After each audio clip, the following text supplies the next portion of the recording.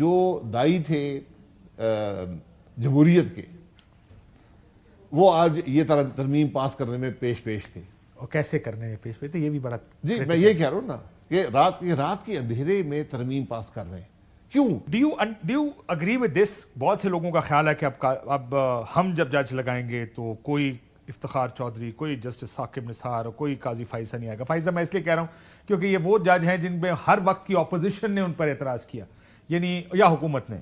काजी Pfizer, माफी चाहता हूँ, शुरू करते हैं इफ्तिखार चौधरी साहब से। आपकी हुकूमत थी, आपकी हुकूमत बनाया था, आप ऑपोजिशन में थे, उनको जज मुशर्रफ साहब ने बनाया था, पता नहीं कब, उससे पहले वो हाई कोर्ट के जज होंगे ना बलूचिस्तान के, फिर तो अब पीएस पीसीओ के हल्फ हुए थे ना बाद में। सर मसला ये है कि उस वक्त आप खुश थे, पीपल्स पार्टी मुश्किल में थी और वो कहते थे ये सियासी जज हैं। जब साकिब निसार साहब का बड़ा जिक्र होता, तो जब वो थे तो आपकी हुकूमत थी, मुश्किल में थी, खान साहब को सारा फेवर मिल रहा था, बड़े खुश थे। अभी मौजूदा हालात में हुकूमत बड़ी खुश है, बड़े कल भी हुकूमती जब लोग तारीफें कर रहे हैं कि जज ऐसा होना चाहिए, और अपोजिशन कहती है आप हमारे बेंच में ना बैठा करें। यही होता ना, एक पार्टी तो नाखुश होती है इस चीज से। ये इसका रास्ता रुक जाएगा? नहीं, रास्ता तो नहीं रुकेगा, लेकिन नाखुशी का एलिमेंट चला जाएगा, क्योंकि आप भी वहां बैठे होंगे सिलेक्शन के अंदर, हो सकता है वो रूल हो जाए। होगा क्या? मैं माइनॉरिटी भी तो हो सकते हैं, मैं आपको इफेक्टिवली बता दूं होगा क्या। ये ले दो का मामला होगा, वहां पर 3 फोर्सेस बैठी हैं उस कमीशन पर। एक जज खुद हैं, उनकी अपनी भी डिवीजन होती है, एक अपोजिशन है, एक हुकूमत है। कहेंगे ठीक है, इस तरह कर यार, इस दफ़ा तेरा बंदा ला देने में तू मेरे बंदे को सपोर्ट कर दें, बस ये होगा। और फिर ये पहले भी गलती थी कि 2 लोग ऐसे हैं कमीशन पर जिनके सामने जज पेश होते हैं, जो जजों के सामने पेश होते हैं। अब जज उनके सामने पेश हुआ करेंगे जो फेडरल लॉ मिनिस्टर हैं और अटॉर्नी जनरल। सर लेकिन क्या आपको लगता है, ये पहले भी गलती थी, उस वक्त भी ये कहा गया भाई ये मत करें, लेकिन चूंकि तरमीम बनाने वाले वो होते हैं तो उन्होंने कहा चले हम इसमें आ जाते हैं।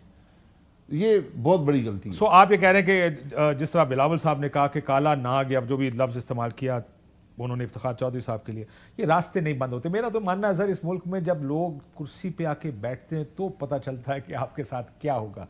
तारीख भरी पड़ी है, किसी ने 63 आर्टिकल 62 63 की मुखालफत की, वो उसमें पकड़ा गया। किसी ने नैब की मुखालफत की, वो उसमें पकड़ा गया। कोई कहता था मैं ये इसके लिए बना रहा हूँ, वो अपना उसके गले में वो फंदे पड़ते हैं। लोगों का पहले का फैसला किया जा सकता है कि ये कंट्रोल होंगे या नहीं होंगे, या यू कांट डिसाइड। आप इंसाफ को कंट्रोल, बुनियादी गलती तो यही है ना कि आप इंसाफ को कंट्रोल करना चाहते हैं। आप जरा देखें ये आईनी तरमीम कहाँ से शुरू हुई और कहाँ पे पहुंची हैं। ये सारा मामला ही बंदियती पे मबनी है। आप जजेस की सिलेक्शन जो है इन कैमरा मत नहीं कर सकते, पब्लिकली करें।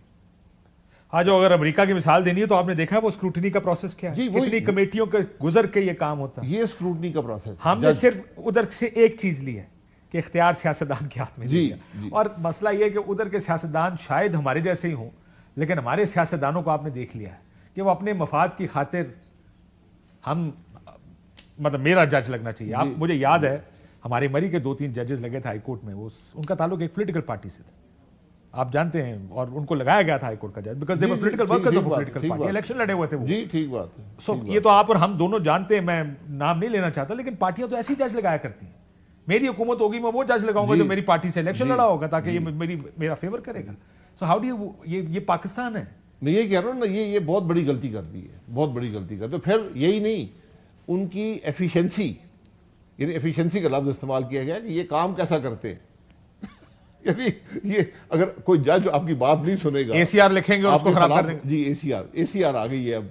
आखिर में मौलाना फजल रहमान साहब का किरदार आपका, क्योंकि पीटीआई के मैं देख रहा हूं कि वो जो ट्रोलिंग है वो शुरू हो गई है मौलाना साहब की सोशल मीडिया पे, कि मौलाना से तो यही तवक्को थी, उन्होंने तो हमेशा यही करना था। How do you see it? देखिए मैं ये समझता हूँ, ऑब्जेक्टिवली देखें ना, कि आज मुल्क में डेमोक्रेट एक रह गया, मौलाना फजल रहमान। हुकूमती साइड पे या हर साइड पे? हर साइड पे।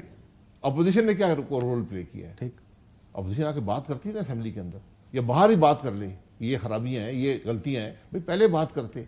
आप अपोजिशन है, आप यहाँ पर हमले तो कर सकते हैं, दारुल हुकूमत पे जत्थे लेकर आ सकते हैं, लेकिन आप तरमीम के बारे में बात नहीं कर सकते।